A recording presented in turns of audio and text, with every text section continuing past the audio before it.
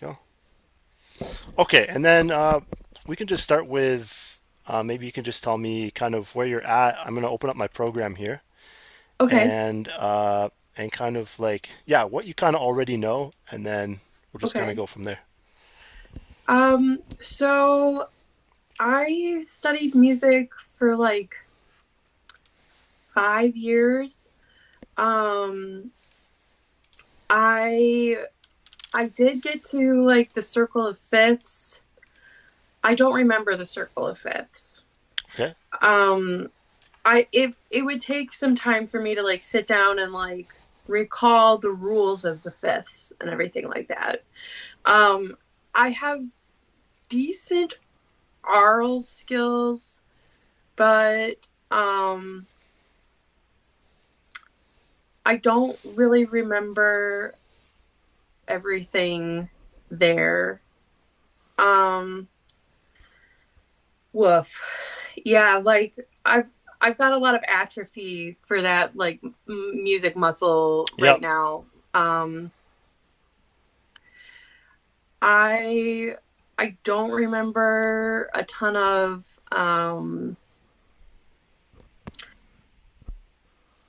things like okay, so a major chord is built on a major fourth on the bottom and then a minor third on the top. Yeah, kind of. Well, yeah. So you have an idea there, but let me just show you. It's actually third third. Third And and actually, I third. think I think you're thinking in terms of the what do you call it? Or that's The inversion. Um, but let me just bring this up. There's actually a really useful, easy way to do this too. okay. I'll just make this a bit bigger. Background black so it doesn't burn your eyes out.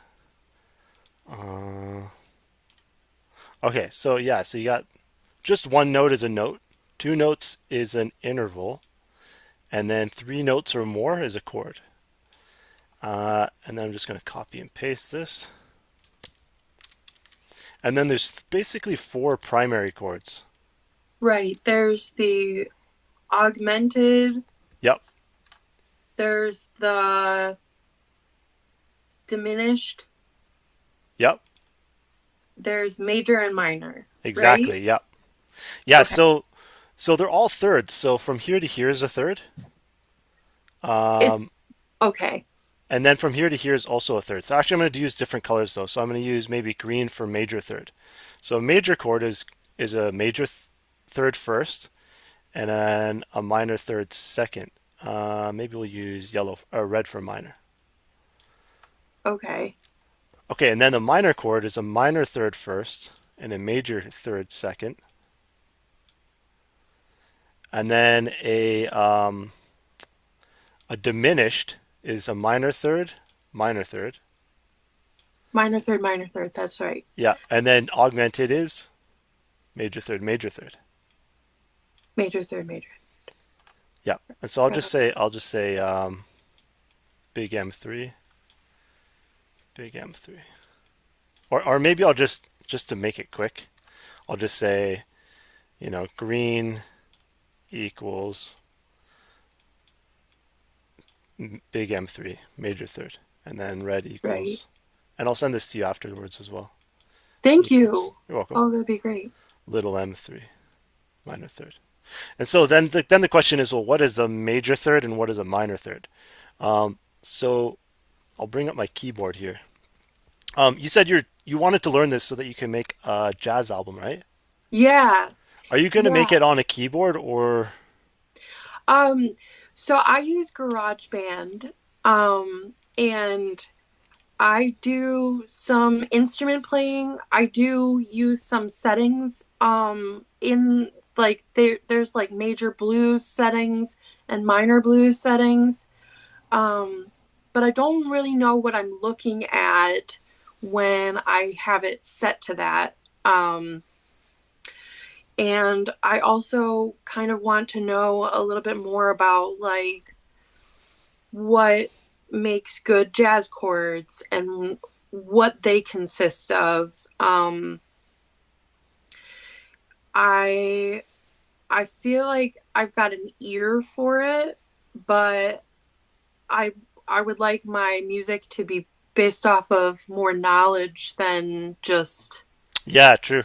It's good to have, well, it's great to have a good ear because, like you can do a lot with just a good ear because you can like literally just hit a bunch of random notes on the keyboard and be like, yeah, oh, that sounds like a cool chord. And then you're like, okay, I hit another bunch of random notes. And the cool thing about that is sometimes I'll compose in different ways. So sometimes I'll compose with like a very kind of like, oh, I know that this formation is going to work with this formation because of theory, yada yada. And then sometimes I'm like, okay, I'm going to throw all that out, and I'm literally just going to hit a random assortment of notes and go, oh, okay, that sounds cool. And then I'm going to say like, okay, what? And then try to hit another random assortment and go, okay, okay, let's move it a little here, and then boom, that sounds yeah, cool. Now, yeah, the benefit between the two is, well, I'll start with the ear one first. So the ear one, if you just go based off your ear, you don't have any like, you're not thinking in theory and stuff. That can yeah, be beneficial because you might do something that's really weird and kind of outside of what you like. You might, in terms of theory, sometimes that can be a box of knowledge of like what you know, but right, music is existing. Like theory can be the entire box, right? But right, but in order to learn that whole box, it's like, it takes a lot to be like, okay, this is why this works and this is why this works and stuff like that, right? So right, sometimes, like, if you're in a certain box of knowledge, sometimes it's useful to just kind of go by the ear because that could take you to something that's outside of the box of knowledge and it just sounds super cool. And you don't really quite know why it works. But people who don't have any theory at all, that's what all music is to them, right? They might do something, they're like, oh, that's cool, but they're not sure why it works. Um, right, but then there's the other way, which is, okay, here's the box of knowledge that I have. And within that box, I know that if I do this to that, to this to that, then it'll probably have this kind of sound.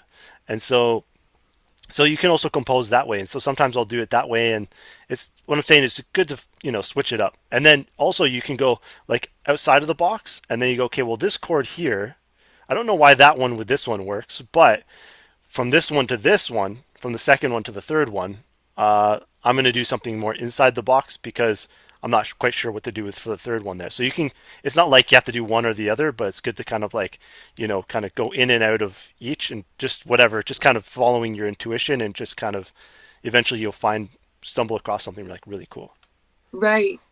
Yeah, I've been doing a lot more of the first option, which is like just basically based off of ear. Like there's no rhyme or reason to some of my chord choices. And so I would like to get a bit more intentional. I had a choir teacher tell the class that um, I want to say, I don't remember the jazz artist that said this. Maybe I'm not going to say it because I don't want to misquote somebody. But the concept that I'm going for is like knowing the rules and then breaking them and knowing what the rules are so that you can break them, Yep. and you have that much more understanding of why it works and what does work. So that's kind of what some of my goals are, is to get to that place where I know the rules but I know how to break them too. Yeah, so I would say it's like three levels actually, now that you're saying it, because you've got like, intuition outside the box, just kind of free flowing it and going, okay, that sounds cool. Like sometimes I would just tune my guitar to whatever. I wouldn't even know what notes they were tuned to, just way back before I even knew theory and stuff, right? I would Yeah, just tune it to whatever thing, and then I would just try to figure out chords with that. And then yeah, with that would create really cool chords. I wouldn't know what the heck I was doing, right? But it sounded cool. So that's one. So that's the first way, which is intuition. Then the second way is in the box thinking, which is okay, this will go here, this can go there.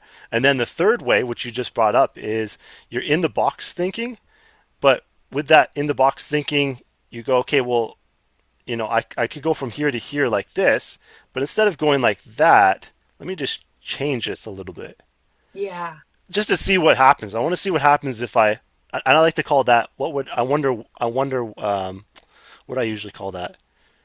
I wonder what would happen if is yeah, basically what I'm trying, because I've always said that to myself with music. I'll say, I wonder what'll happen if I do this, right? And sometimes it sounds like really bad. But my old teacher used to also call it to wiggle your finger because he was coming from piano, and so he said when you're composing something, sometimes you play something and it's not quite right, so you just kind of wiggle your finger and then you hit like another little note and you're like, oh, okay, Yeah. there it is. Yeah, I So totally know that yeah, experience. so you Yeah. can do that with you hit a normal chord that you're used to, like you normally play that and you know it's within that framework, but then maybe you just wiggle your finger a bit and you're outside of that framework slightly and you're kind of and that's going back into the intuitive side again. Where you're just kind Cool. of following your ear. So, but those jazz chords, I'm just gonna bring this up. Those jazz chords, oh yeah, this is major. Um, I'll write it in white. Major chord,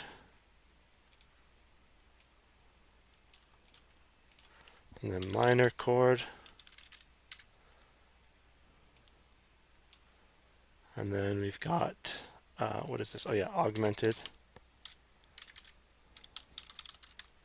and demented. Just kidding. Diminished. Okay. Okay, yeah, and so those are I would see those as like the primary chords, kind of like with artists how they say like primary colors and stuff. Um, just move this to the middle a bit, and and then with like if you want to make these into like jazzy chords and stuff, that's why you'll hear things like a minor seven chord. So a minor seven chord would literally be like a minor chord, but you're adding maybe another third on top. And now it's turning, and now because you have here is like, let's say this is the A, this is a C, this is E, and then you have a G up here. Okay, and that's a seven because if A is the one, A, B is two, so C is three, C, D, E is five, A, B, C, D, E, one, two, three, four, five, and then A, B, C, D, E, F, G, one, two, three, four, five, six, seven, and that's why it's called a seven chord because it's a minor chord with the seventh on top. Gotcha. And so that's when like a lot of those like and they'll say something like a diminished flat seven or something. It'll basically just be like a diminished chord with a seven, flat seven, like that. It'll basically be like a diminished chord with a seven on top. So if this was like a common diminished would be like B. So if B is the one, what is the three? I have to look at a piano. Or actually, One second. you can just count it on your finger. So you can go. You start with the first finger. Just go B, C. D, D, E, F. Yeah. So what will be the three? Um, F, G, A.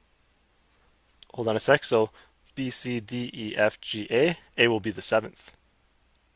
Oh, Yeah. So the it's a little tricky at first, but yeah. So B, and then you just go up alphabetically. B, C, D. So then we know. Okay, D is actually. It's always based on if. So it's like if B is the one, then C is the two. Or if A is the one, what is the two? if A is the one, B is the two. Exactly. Yeah. So if A is the one. It sounds like I'm saying like Neo kind of thing. A is the one. But so if A is the one, what is the three? If A is the one, A, B, C. See? Yeah, exactly. So let me just go back to here. Yeah. Okay. So we're on. So if B is the one, then what is the three? If what is the what? B here. If B is the one, the three is B, C, D. Yeah, exactly. So all chords are made up of 135. All the primary chords are 135. 135, 135, 135. And when you first start hearing this stuff, like I know what it's like to be in your position hearing about this stuff because like Because back when I remember like thinking about this and like just first hearing it, I just remember them being like blah blah blah blah 3 5 2 7 diminish blah blah blah blah, and I'm like ah, and then they're like, but they use numbers for other stuff too. Like they'll say like major third, but then they also say like the 1 3 5, and then they'll say Yeah. like oh that's the fifth chord, and I'm like just like what's going on here, right? But they use a lot of numbers for a lot of things. So think of it. Some students get frustrated because they think it should be like when I explain it, it's like a light switch just goes on. It's just like, oh, they get it. But Yeah. think of it more as like we talk about it, and it's kind of like we've planted the seed of the idea, and it might not make sense, and then we just keep talking about it and talking about it, asking me questions and stuff, and then bit by bit it starts to come into focus, and it just the plant grows. So think of it more as like just it's not going to make sense, but it, It it's not it it's not does supposed to make sense at first. it does make sense, but it's so rusty for me that like I honestly haven't been thinking in letters and terms of notes in like 12 years or something like that. So Yeah, it's just super rusty. yeah, yeah. No worries. Okay, so yeah, so basically 1 3 5. So and I also like to ask questions too because if I just explain, I feel like the student doesn't learn it as deeply. But if I explain it and then I'll ask like a couple questions just to see where you how you understand it, and then I get to know, oh, like here's a gap in your knowledge or something like that. So Yeah. when I say all chords are made up of 1 3 5, what do I mean by that? Do you know? Um that would be major third and perfect fifth. Yeah, exactly. So if this was a C major chord, the one would be C, then the three would be C D E, 1 2 3, and the five would be what would the five be of C? G. Oh, C D. Did you say D? C E, isn't it, isn't the perfect fifth of C G? G. Yeah. Okay. Cool. Sorry. I sometimes I can't hear because Oh, it's that's okay. they all sound in like Oh, they they all do. have like an Yeah. E at the end. So sometimes I don't know if a student is saying C E G D. I don't know what other ones. F is fine. What else? B. They're for A and B. No, A and F are probably like the only ones that don't have an E sound at the end. Okay, so yeah, C E G. That's the 1 3 5 for C major. Okay, so 1 3 5, 1 3 5. So we're just going to do the 5 now here on the B. So then the 5 here would B, C, D, E, F. So the F would be the 5 here. And then I put the 7 in here, but I'm just going to remove that. Or I'll just put it next to it because the 7 should actually be here. But it should actually be um, an A. I remember really liking ninth chords. Oh, ninth chords are really cool, yeah. I always like those too. I don't know my chords though. Like, I don't know what that means. Somebody has just told me, like, oh, that's a ninth chord. And I was like, oh, it sounds really cool. I like it. And that's all I took away from that experience. So, what is the ninth chord? Yeah, so let me just, because I'm Or am I more skipping familiar. ahead? Well, that's fine. We can do that. I'm not super familiar with like jazz chords and stuff like that because I focus more on like what do you call it? Like kind of more like the foundational level of like Baroque and classical stuff. I mean, Okay. they do use ninth chords and stuff in Baroque as well, but they focus big time on the 1 3 5 and 7 chords essentially. But the Okay. reason why I just want to double check here is because sometimes when they say a when they say a seventh chord, like a minor seventh chord, it totally makes sense. It's like it's a minor and it has a seven, you know. But sometimes when they say a chord, uh, it will mean something a bit different than what the name suggests. So let me just double check. Was it a Okay. minor nine chord or I want to say it's like, okay, my favorite thing to play is C, D, E, and G. oh, okay? Yeah, that would be a major. So That would be a. So the thing is, let me just bring this up on this other program here. One sec.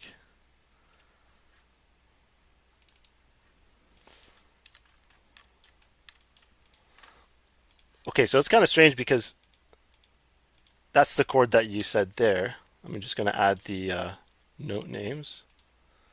Is that a ninth chord? Well, kind of. Um, Okay.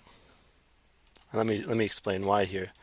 Because technically this D is a 2. But also, if you move that D up here, now it's a 9.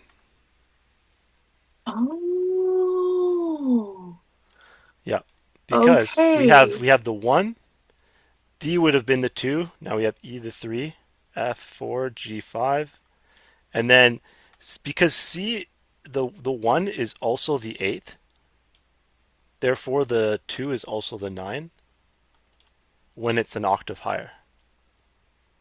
Okay. That's like when you also get like an 11th chord, 8, 9, 10, 11. That would be like a fourth. The 11th would actually be a fourth, but it's just an octave higher.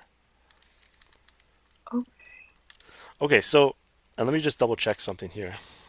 Major ninth chord has C, E, G, and D. Just want to be sure because sometimes they'll say a 9 chord, but they'll actually have a 7 in there as well. Ah, yeah, exactly. It has a 7 in there as well. So actually a 9 chord will have oh, a 7 in there as well. Even though they don't say it's a major 9-7 chord. Or sorry, it's not they don't say major 7-9 chord. They'll say it's a major 9 chord, but it has a 7 in as well. So that's kind of like okay. the reason why they do it is kind of like shorthand because they don't want to say 9-7 or say 7-9. Major 7-9 chord, they'll just say it's a major 9 chord. Gotcha. Yeah. So So that's is there like an eighth chord then? well, eighth would just be the octave The again. octave? Yeah, exactly. Okay. So they actually Gotcha. wouldn't add that because that would just I mean you technically you could say that if you wanted to, but yeah. So that would be a and that would sound like this, which is a pretty nice chord. Now things you can do is that usually if you look into theory and because we have ChatGPT and stuff now too, if you start off with this chord, let's say you can ask it, okay, I'm playing a major 9 chord, and I want to go into another chord. So you could just kind of like, do some chaos. I like to call it chaos. I don't know, chaos like version. But basically, you just kind of do like we were saying before. You just kind of go off and do your own thing and just see where it leads you. Yeah. But what you can also do is you can say, okay, well, Chat GPT or whatever. I'm going to play a major 9 chord. What chords go really well coming after a major 9 chord? And it might say like, A, B, and C, blah, blah, blah, right? And then you can go, okay, and look into that and then go, okay, from that to that. And you just try those out. And that's the way of kind of doing it with theory, where you can kind of, follow the patterns that people normally would think sound nice. Because, like, for instance, one of my favorites is actually, I'll write it out first because it's quicker to write it out. Is chat pretty good with like I I've used it for like enhancing lyrics that I've written, but I haven't really done the music theory stuff. How is it with music theory? I actually haven't messed around too much with it with music theory, but I would imagine that it's really good because all it's doing is referencing things that have already been talked about, or Interesting. like it's stuff. It's like it's like taking whatever people have already said before and then like just spitting it out again. Yeah. So if you just say like, what would be a good chord that comes after a major 9 chord, there'd probably be tons of people on the internet and all sorts of books and stuff that kind of talked about that already. So then when they say it, it's like, oh, you can try it out and maybe it'll sound awesome.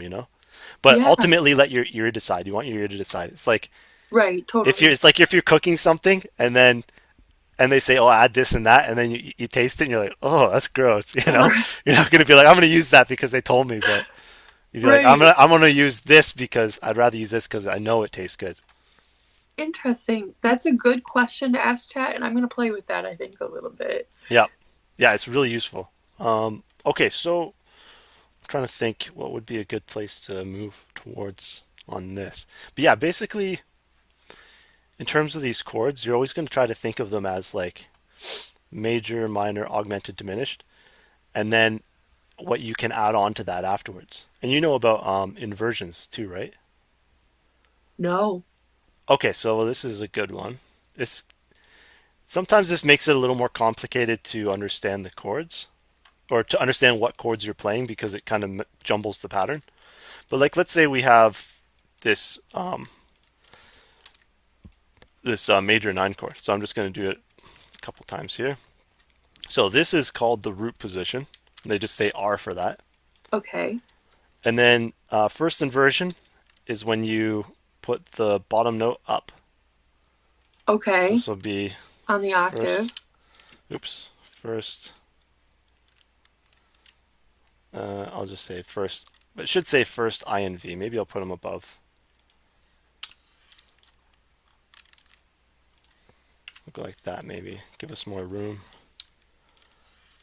I'll do it above. So we got root. And we got first inversion. We have second, oops, second inversion. And then third inversion. And so second inversion will basically, this one goes up and this one also goes up. This one goes Cool. up, third inversion, this one also goes up, and this one also goes up. Okay, hold on a second. Let me see what. Okay. So second inversion Yeah, actually, hold on. The does. best way for me to explain it would be like this. Let me just bring this up here. Okay, let's just say we have a normal C chord. Now that's root position because that's 1, 3, 5. 1, 2, 3, 4, 5. Right. And then first inversion, all we're going to do is take this note on the left and move it up an octave. Two. Yeah. So this is now first inversion because we took that Okay. C and moved it up. And then this is second inversion because we moved that bottom note up. So you're always taking the Second bottom note and inversion. moving it up one. So Okay. root, first inversion, second inversion, and then back to root again. That's root. Yeah, Okay. because you could look at this chord and be like, that's a completely different chord, but actually it's not a completely different chord. It's actually just a C chord, second inversion. I'm going to try to find it different. Whoa, what's going on here? Okay, what? Okay, now it's messing up. Okay, there we go. Yeah, so, yeah, they could say it's a completely different chord, but it's actually just a C major chord, just in second inversion. And if you were to move this G up, now you're back in root position. Okay. So it's the same like with that major 9. That would look like that. But then you could move that C up. And now you have first inversion, major 9. You can move that. You always move the one on the left up. And then you'd have this. And that would be second inversion, major 9. Which is cool because if you do these different versions of it, you can hear that that sounds Yeah. much. Oops. That sounds. I'm going to try to turn this up a bit. You can hear that. That sounds so much more different than when you're Yeah. playing this. Um, Right. it's still the same vibe, but it's a different There's more feeling to it. dissonance. Oh, sorry, what did we do there? I love Yeah, that. and it's kind of nice to play too. And also, depends on your left hand. What do you call that when you kind of brush along a chord? Oh, that's what is that called? Bring, bring. Um, it's a roll. That's what it A is. roll? Yep. Thank you. I think there's another name for it too. You're welcome. Because they're also, the funny thing is they have like the very musical. They have the very like you know kind of like if you spoke of it in like the musical, very musical term, like in terms of like what would be a good example? Like in for example, you have these things called arpeggios, Yeah. but sometimes people call them broken chords. It's the same Broken thing chord. Okay. because it's like if you took a chord and you're like, here's an arpeggio, but I mean that's literally just a chord, but you're just like playing its individual parts, like it's a broken down into taking a piece of glass and shattering it. It's the Yeah, different pieces. So that's it beautiful. still works. I think a lot of it came from like probably when people came to America and then they were detached from Europe. But in Europe, they were still using like the old terms from like Italy and stuff because they wanted to keep, the language of everyone working together. So if you're in France or Germany, you could still say arpeggio and people would know it there. So the Germans weren't like, calling it something completely different. Everyone's like, the French are like, what are you talking about, man? Right. But then when it went to the Americas, they didn't really have as much of that connection. Maybe that's my theory on it. And then they just started going, what was it called? I don't know. Call it a broken chord. So that's why you have like semi-quavers, and then over here and stuff, we have stuff like half notes and quarter notes and stuff like that. Cool. Yeah. Okay, That's so very cool. I'm thinking, yeah, no, I don't normally do like when I teach music theory, it's usually like the very fundamental stuff. So Okay. I'm just trying to think of like where we could go, like how I should take this forward here. Do you have any questions? Maybe that would spark a. Um, well, no, but I have some thoughts on if you would like to continue doing sessions and stuff. Um, I I would like to learn the bass guitar, Oh, nice. and I have a bass. Um, Setting up for like a Zoom call could be kind of challenging. Um, just because I don't have equipment. I don't have an amp. I don't have a tuner. Um, but that's something. And then, uh, in terms of like jazz stuff, so it sounds like, so is there like an 11th chord? Like, what's the parameters of like naming chords like Yeah, I'm pretty that? sure there is an 11th chord, but let me just double check to see what it consists of. So, does a C11 chord consist of? And it might be a C major 11. Oh, okay, so they call it a C. Yeah, C11. They just call it straight up C11. Okay. And you'll see it has, I'm just going to build it here again. So we'll go down here. And it consists of a C, an E, a G. So you can see that's the 135 again, right? Yeah. But then they have a thing called this is called a dominant 7. And we can talk a little bit more about why that's a dominant 7. Okay. Cool. Basically, because the fifth chord in a key signature, and I know this is going to sound maybe well, because you know some of the stuff already, but yeah, it's just me explaining it like it can sound so like the terminology is so packed into it. It just almost sounds crazy. But like the fifth chord in a key signature is known as the dominant chord, and when you turn that into a 7, it has a flat sound. So actually, let me just show you the difference between. Maybe we don't have to get too much into this, but I just kind of want to show you a little bit why. So it's a flat 7. Yeah, and then this one is a major. This is a C major Interesting. 7. So C major 7 is basically a major third. So I'll say big M3, and then a minor third, little M3, and then um, a major third. Yeah, so major third, minor third, major third.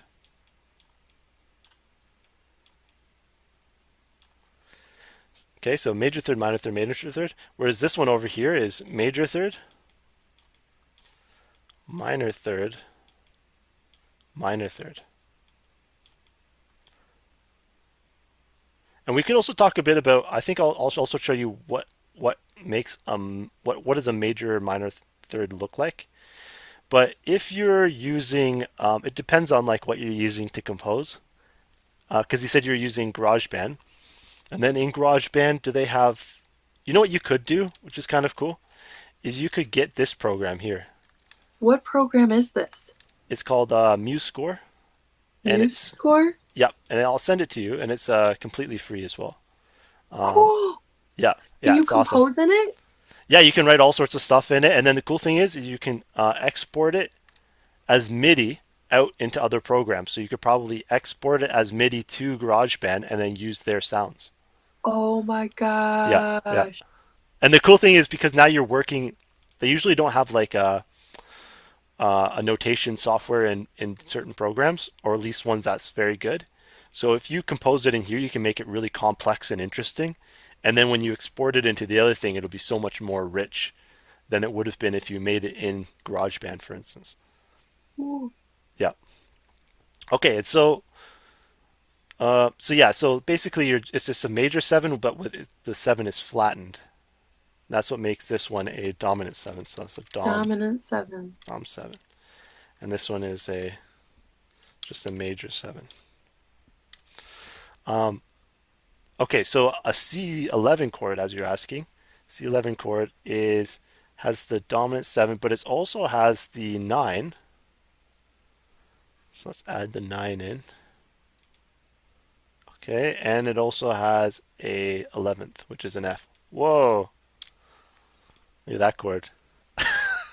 Wow. So essentially, what you have here is 1, 3, 5, and this is a flat seven, and then a nine and an 11. So that's what I mean when it says. Oh, sorry, we got to change the name now. So this is now a. Oops, this is now a C11. I'll just get rid of this too.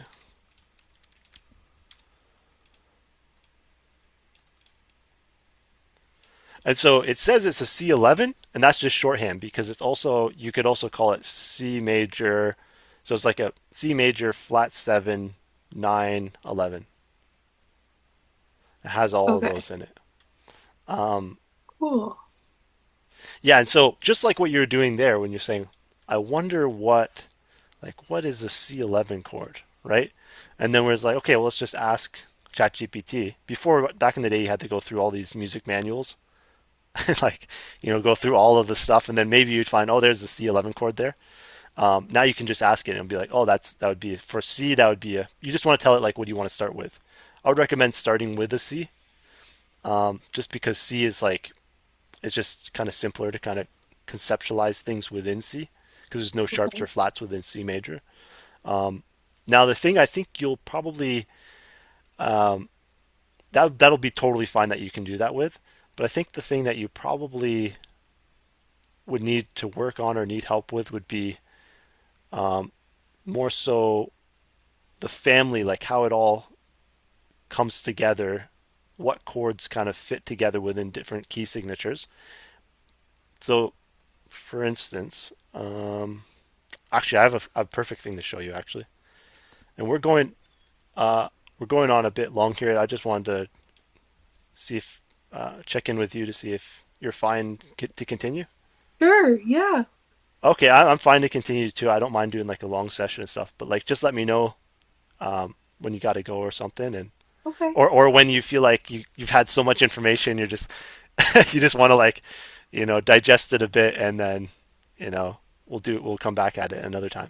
Because Okay. I did a lesson with a friend, and I could see by the end of it, um, he was just his brain was full. He Yeah. had that look in his eye, like, okay, that's enough. And Eyes then we glaze wrapped it up over. there, yeah. And then we came back at it later, and he had that fresh look again, like he had more room to download information. Okay, so people always wonder, like, okay, what makes chords within a key signature, and this is a really good explanation here. So this is just a simple C major chord, or sorry, scale, and just C D E F G A B C. Um, and so this is key signature of C major. No sharps or flats. So Right. really, really simple. I like to start with this one. Now, if you make each of these a chord with the 135, Oh, now we have all the chords within that key signature that you can choose from. Because all these chords will work within that key signature because all these notes are the notes within that key signature because none of these notes are sharp or flat. And in the key of C major, there's no sharps or flats. So like if this was a G major, we'd have to start on G. And then you'd see, oh, this F here is sharp actually. We'd have to make that F sharp. And then also there's another F sharp. We have this that doesn't say here, but this would also be an F sharp. And yeah, so you just have to watch out for that when you go okay. to different key signatures. But because we're in the Right. key of C major, no sharps or flats, simple as pie. I like to start with C major. And actually, what you can do is you can write all your music in C major or A minor, and then just after you've composed it, you can just change it like that. Now you're in a new key signature, and maybe that fits your vocals a little better. Cool. But so it's just nicer to sometimes just compose in C major or A minor because then you don't have to think of any sharps or flats. Yeah. And it's just, you can just compose it and then after you're done, you're like, okay, now we can switch it so it actually fits my vocals. Okay, so then if we look at this, we have a C. Actually, I'm going to show you something here. Sometimes it's better to explain it through the keyboard. Okay, so what that would look like if we did the C major scale. All the white keys. Yep. And now obviously, if we did a G major, we'd have to have a sharp. But I don't want to add any of that complexity just yet. So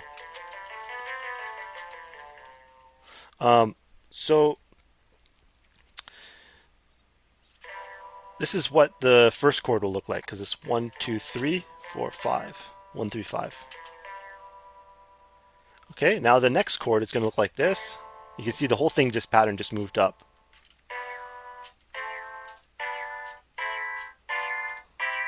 And those are all the chords within the C major key signature. Now we can tell what chords they are based on the distances between them in the middle. I could show you this on the notation, but it's a lot easier to see it on the keyboard. So between C and E, we have 3 in between. 3 notes in between. And then between E and G, we have 2. Okay, so when Okay. it's a 3 in between, like this one here, Yeah. that's a major third. Right. And if we have 2 notes in between, that's a minor third. Okay.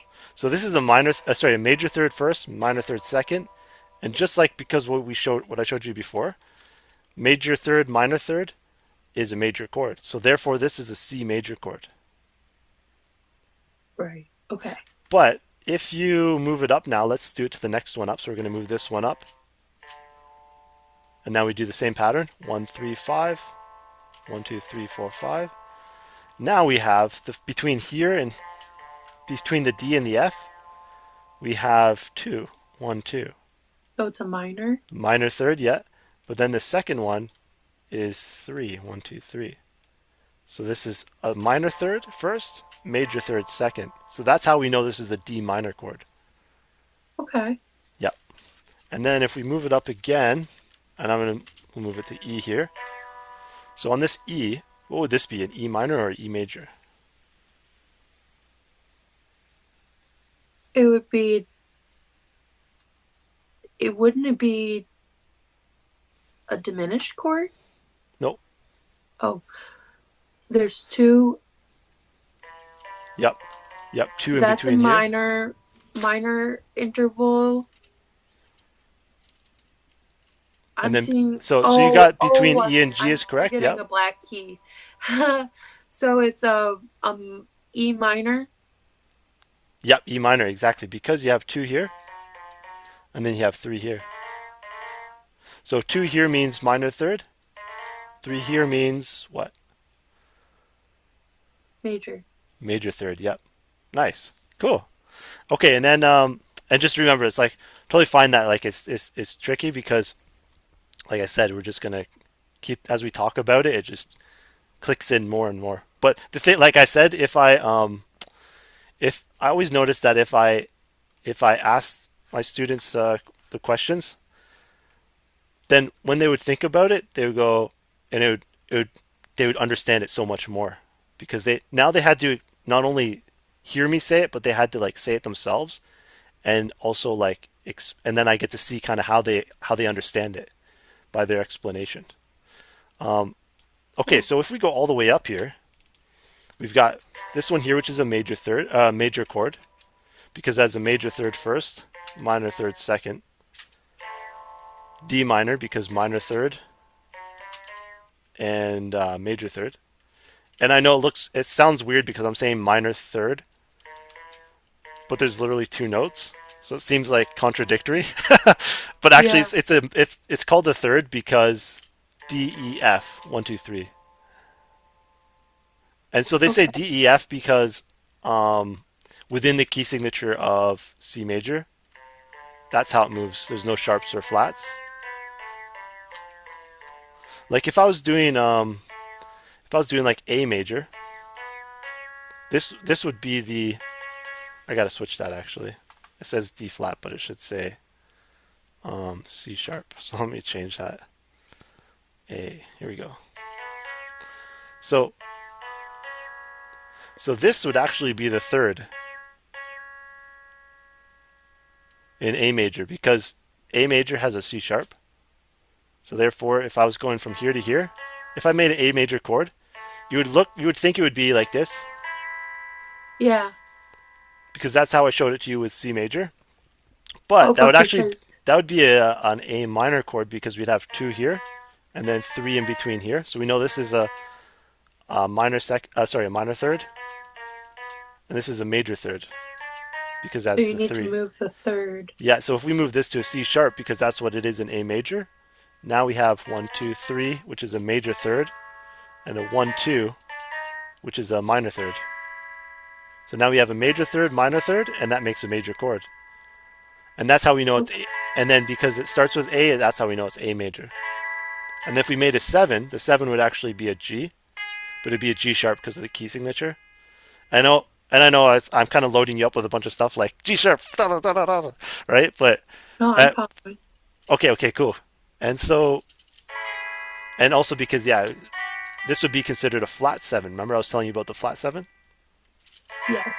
And that's so this one here is the major 7 because in A major, G is sharp.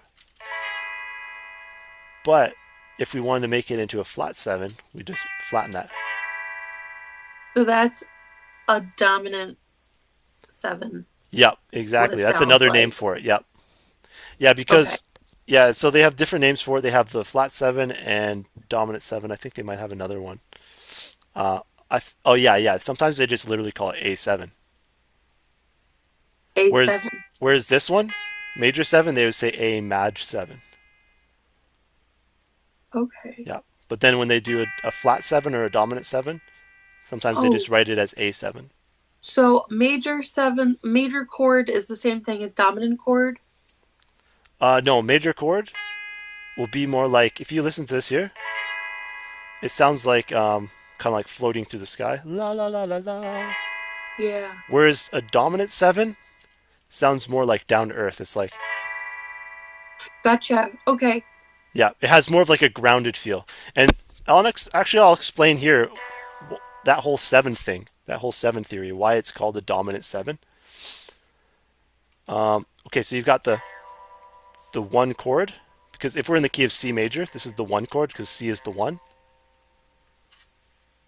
Make sense? Or Yep. okay, so you got C major, 1 chord, then the 2 chord, 3 chord, 4 chord, 5 chord, 6 chord, 7 chord, and then we're back to the 1 chord or the 8 chord. Gotcha. Okay. So when people say like, oh, the chord progression is in C major and it goes 1 3 5 4, then it'd be like 1 1 chord, 3 chord, 5 chord, 4 chord. And so when they say Okay. 1 3 5 4 chord progression, that's what they mean. Okay. One, Ooh. 3, 5, 4, right? And then you can turn those into sevens. Let me do it higher so it sounds a little better.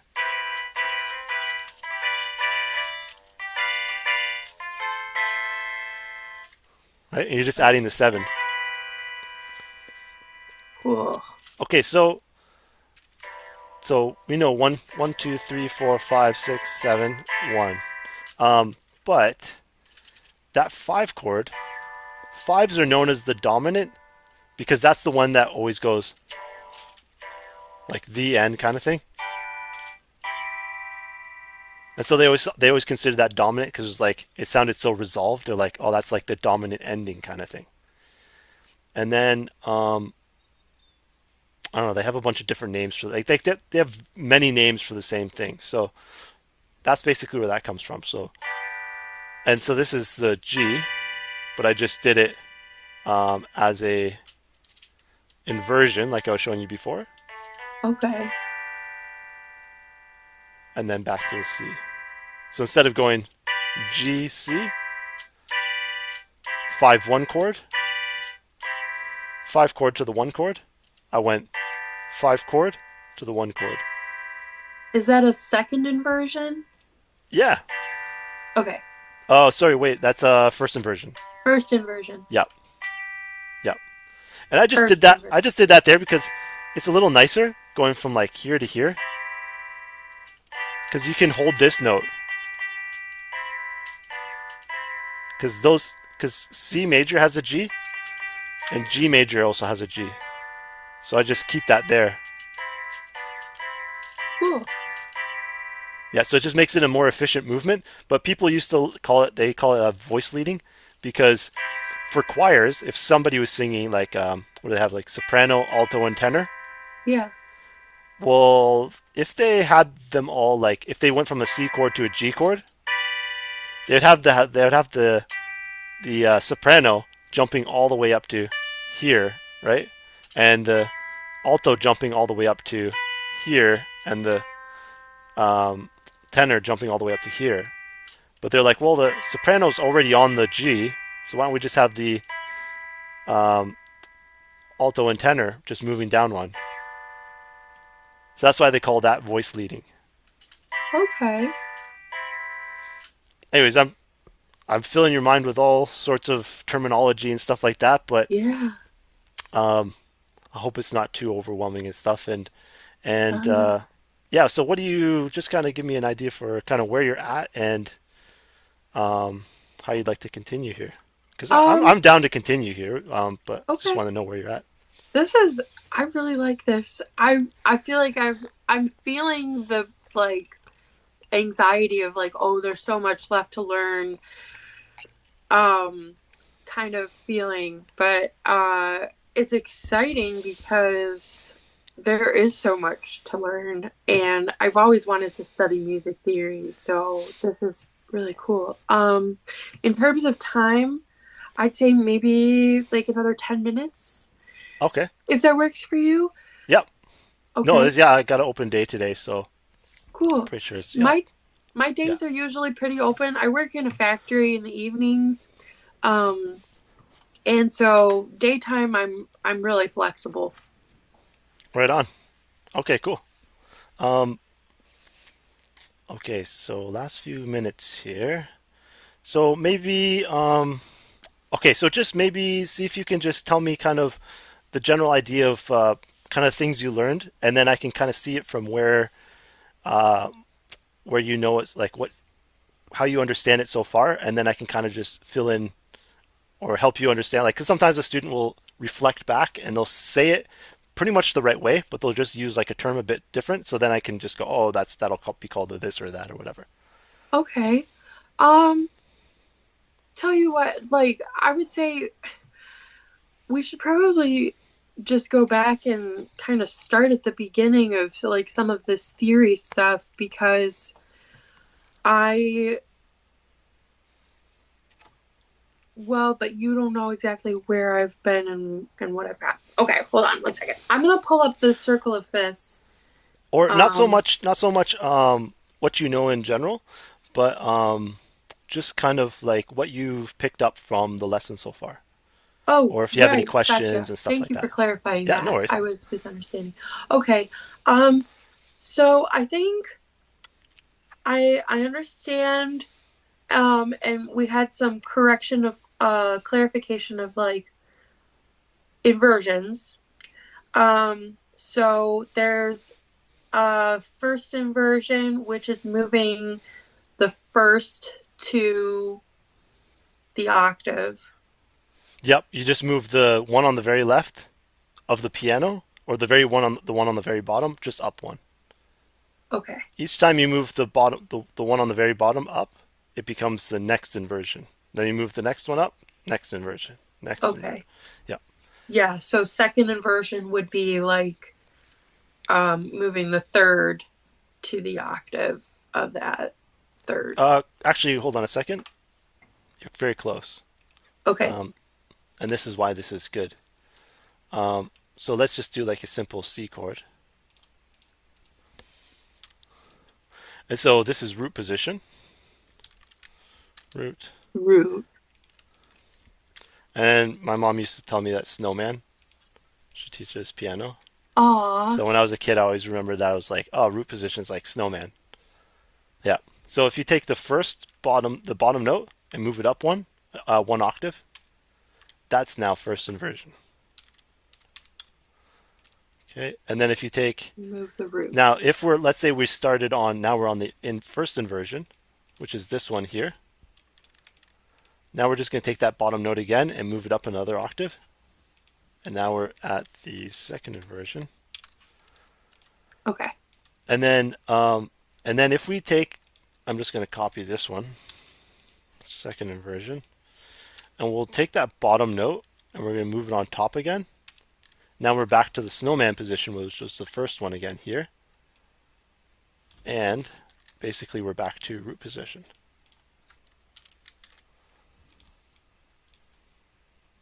But it's always the bottom one that's moving up an octave. First, second, and root. And Okay. if I add the note names, it'll be much easier to see this.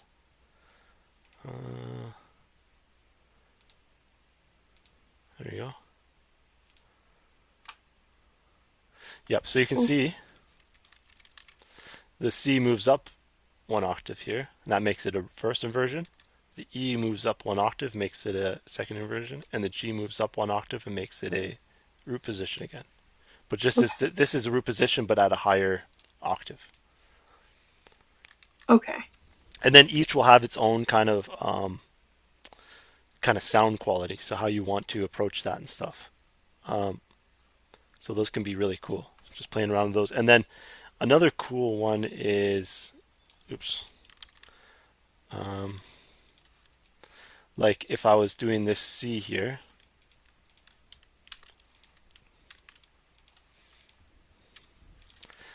so I did a C here, but let's say I wanted to go to an F. So I could take this same chord.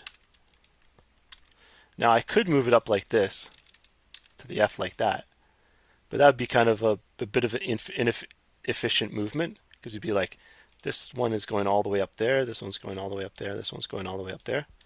It's much more efficient movement. You want to be kind of lazy with it. So I'd literally just do something like that. And basically you're keeping the C where it is, and you're only moving the ones that have to move.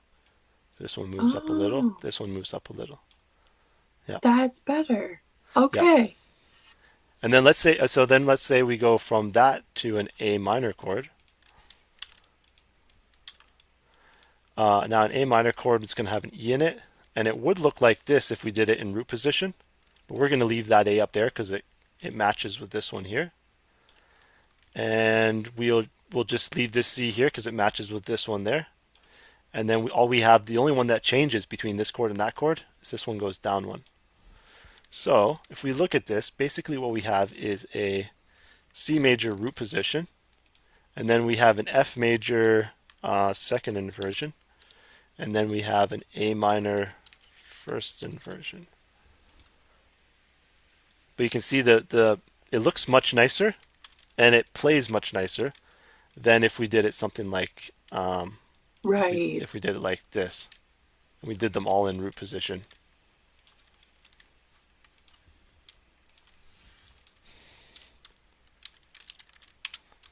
That makes sense. And then it flows so much Okay. better. And then a really cool thing too is that my one of my teachers taught me is that you can kind of like, let's say you're this is the chord progression here, let's say, and you've made it flow in terms of this is what's called in and what I actually wanted to say is that jazz is like the is like built upon classical and baroque. So by understanding classical and baroque, first you get the foundational knowledge and then you start adding jazz stuff on and it just adds another layer of complexity. So Okay. so the cool thing about this is that like, oh, I think we're going past the 10 minutes. Maybe I don't want to Oh, take that's up okay.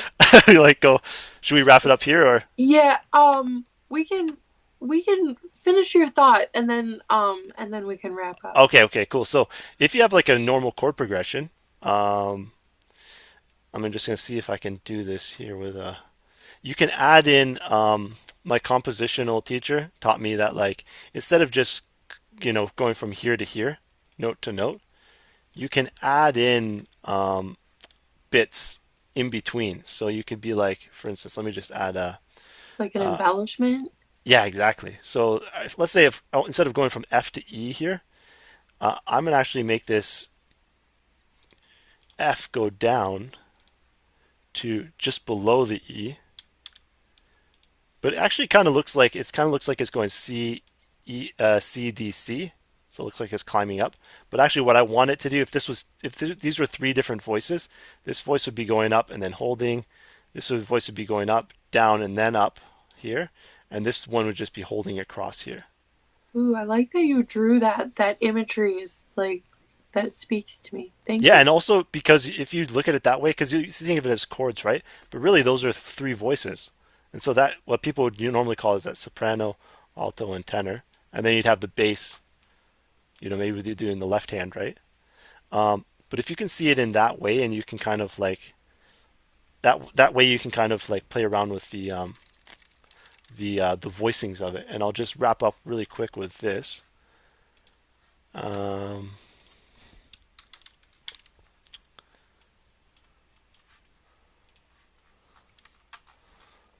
where is it? Okay, yeah, this one here. You probably won't be able to hear it, maybe not, but if I send you the link, probably. Yeah, I'll send you the link. Okay. I will in the chat. Yep, here you go. This might pull me away. Yep, no Okay. worries. And you can see that it has a lot of it has the four voices, soprano, alto, tenor, and bass. And you can see Yeah. how they like move between each other and like basically I created like chords and then I would Cool. have those chords kind of connected with each other with I can't remember what they're called. It's basically like in between notes is what you would call them, but there's another name for it. Cool. That's awesome. Thanks. And Did then you do this in that software? yep, exactly. Yep. Cool. And it also uses a thing called tonic modulation, so it's actually moving in and out of different key signatures. So it starts in one key signature, moves to another. So it has all Wow. these different ways of playing around with the theory of it and the composition of it and stuff. But That's anyways, awesome. thank you. Cool. All right, so I guess we'll wrap it up there. Very nice to meet you and have our first lesson. And yeah, I'll see you next time, I guess. Oh, you still there?